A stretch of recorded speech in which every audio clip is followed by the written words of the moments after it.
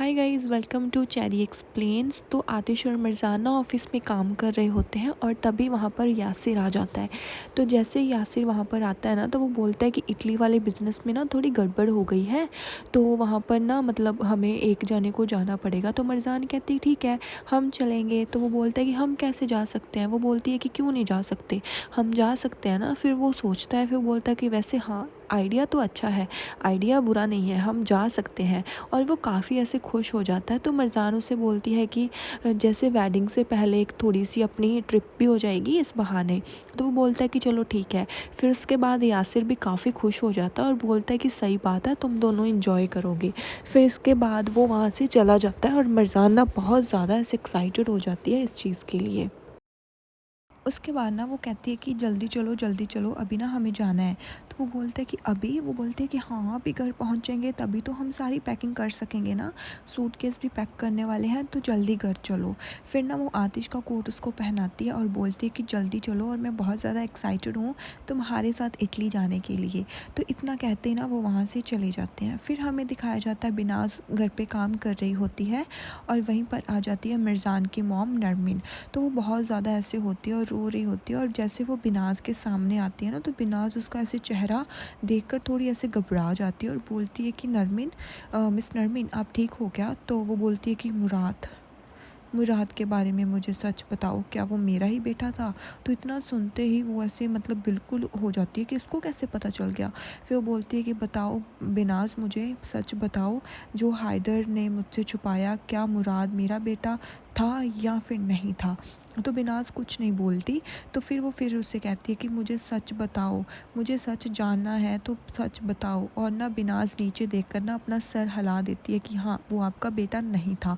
और इतना सुनते ही ना वो बिल्कुल ऐसे हो जाती है। वो बोलती है कि ये मैंने अपने दिल में छुपा कर रखा था मिस नरमीन, हम इतने सालों तक मैं आपसे बता नहीं पाई, मैं हायदर से डर गई थी, इसीलिए मैं किसी को कुछ नहीं बता पाई और मैंने अपने दिल में ही इस सच को दबाए रखा। प्लीज़ मुझे माफ़ कर दीजिए। इतना सुनते ना नरमीन के आंखों में से आंसू निकलने लग जाते हैं। वो बोलती कि तो अच्छा, तो ये सच है, मुराद मेरा बेटा नहीं था। ये कैसे हो सकता है कि मुराद मेरा बेटा नहीं था, और फिर वो मेरा बेटा कहाँ गया? फिर वो बोलती है कि जैसे ही आपने उसको जन्म दिया ना, वो तभी पूरा हो गया था। और इतना सुनते ही ना भाई नरमीन ऐसे हो जाती है कि ये कैसे हो सकता है। और नरमीन के आंखों में से ना बहुत ज़्यादा पानी आ रहा होता है। आई रियली फील बैड यार, मतलब बेचारी को कितना ऐसे हुआ होगा ना।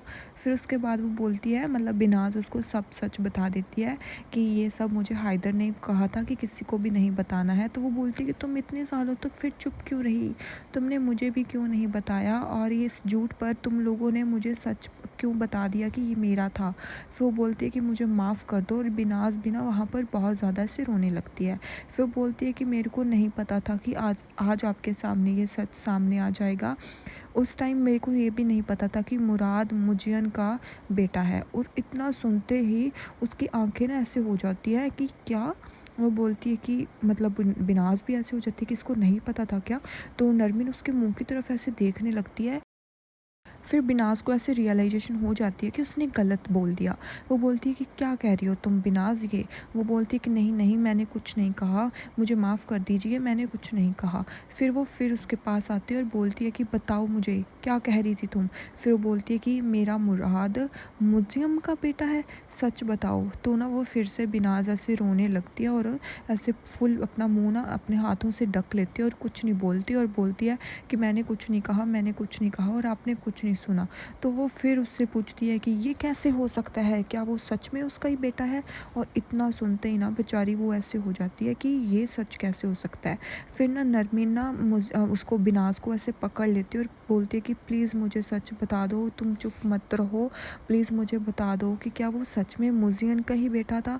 और ना बिनाज ऐसे रोते रोते उसको बोलती है कि हाँ। और इतना कहते ही ना नरमीन को सब सच पता चल जाता है और वो वहीं पर रोने लग जाती है। आई फील सो बैड यार, मतलब मेरे को भी ऐसे फील हो रहा है बेचारी के लिए। फिर उसके बाद ना आतिश और मिर्ज़ान घर पे वापस आ जाते हैं। तो मिर्ज़ान ना बहुत ज़्यादा ऐसे होती है कि जल्दी चलो, हमें ये पैक करना है, ये पैक करना है। तो वो बोलता है कि वैसे भी हमें ब्रेक चाहिए थी ना इस काम से, तो अच्छा हुआ हम दोनों ही जा रहे हैं। फिर वो बोलती है कि हाँ, और हम भी अच्छी सी सांस ले लेंगे वहाँ पर, जो कुछ हमारे साथ यहाँ पर हुआ वो वहाँ पर हम भूल जाएंगे और हमारी शादी हम अच्छे से इंजॉय करेंगे। तो आतिश भी खुश हो जाता है और बोलता है कि हाँ, तुम सही कह रही हो। फिर जैसे वो जाने लगती है ना, तो वो उसे मतलब उसका हाथ पकड़ लेता है और बोलता है कि इधर आओ। वो बोलती है कि क्या हुआ? तो फिर ना उसके बाद वो बोलता है कि मुझे पता है कि तुम मेरे लिए बहुत ज़्यादा फ़िक्र करती हो मिर्ज़ान, पर मैं तुम्हें ये बताना चाहता हूँ कि मैं तुमसे दूर कभी नहीं जाऊँगा, मैं तुम्हारे साथ ही रहूँगा। फिर वो बोलती है कि तुम मुझे डरा देते हो हर बात पर। फिर वो बोलता है कि डोंट वरी, अब मैं तुम्हारे साथ ऐसा कुछ नहीं करूँगा जिससे तुम्हें डर लगे। मैं नज़ीर को पकड़ने नहीं जाऊँगा, मैं पुलिस पर ही सब काम छोड़ देता हूँ, वो खुद ढूँढ लेगी। तो वो बोलती है कि चलो ठीक है। फिर वो बोलता है कि चलो आई प्रॉमिस, मैं सच में तुमसे प्रॉमिस करता हूँ कि मैं ऐसा कुछ नहीं करूँगा। और मरजान भी कहती है कि ठीक है। फिर बोलता है कि अब तुम्हें डरने की ज़रूरत नहीं है, ठीक है ना? अब तुम इस फीलिंग को बिल्कुल भी फ़ील मत करो और बिल्कुल भी तुम्हें डरना नहीं है। और फिर वो बोलती है कि हाँ, मुझे पता है, अगर तुमने मुझसे प्रॉमिस किया है तो मैं भी तुमसे प्रॉमिस करती हूँ कि मैं बिल्कुल नहीं डरूँगी। और हम इटली जाकर बहुत खुश रहेंगे और बहुत एंजॉय करेंगे। तो वो बोलता है कि वाह! इतनी जल्दी? फिर बोलती है कि हाँ, फिर वापस आके हम खूबसूरत सी शादी करेंगे और ये सारे डर हम यहीं पर छोड़कर इटली जाएँगे और यहीं पर आकर हम बहुत एंजॉय करेंगे।